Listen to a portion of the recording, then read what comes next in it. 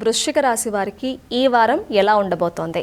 వృశ్చిక రాశి వారికి 4 గ్రహాలు చక్కగా అనుకూలిస్తున్నాయండి. 3వ రాశిలో రవి, 7లో గురువు, పంచమంలో శుక్రుడు, లాభంలో కేతువు. ఉత్తమ కార్యసాధన ద్వారా శుభాలు జరుగుతాయి, ఆటంకాలు తొలగుతాయి. ప్రధాన కార్యక్రమాల్లో వెంటనే విజయం లభిస్తుంది. మార్గం సుగమమవుతుంది, స్పష్టత వస్తుంది. ఆలోచనల్లో పరిపక్వత పెరుగుతుంది. మనోబలం సదా ముందుకు నడిపిస్తుంది. ఆత్మవిశ్వాసంతో బాధ్యతలని నిర్వర్తించడం ద్వారా శుభాలు జరుగుతాయి. ఉద్యోగంలో మేలు చేకూరుతుంది. సాహసోపేతమైన నిర్ణయాలు మేలు చేస్తాయి. మీ ధర్మం మిమ్మల్ని సదా కాపాడుతుంది. సంస్కారవంతమైన కొన్ని పనులు చేపడతారు. అవి మీ భవిష్యత్తుకు ఎంతగానో ఉపయోగకరంగా ఉంటాయి. సమాజంలో గౌరవం పెరుగుతుంది. జీవితాశయం నెరవేరుతుంది. కొన్ని అవకాశాలు మీకు అదృష్టాన్ని తెచ్చిపెడతాయి. వచ్చిన ప్రతి అవకాశాన్ని సద్వినియోగం చేసుకోవడం ద్వారా ఆర్థికంగా కూడా బ్రహ్మాండంగా మేలు జరుగుతుంది. అవసరాలకు తగిన ధనం అందుతుంది.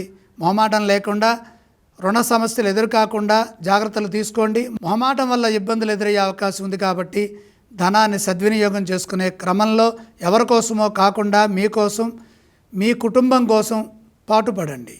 మీ కృషి సత్ఫలితాన్ని ఇస్తుంది. మీకు ఆత్మసంతృప్తి కలుగుతుంది.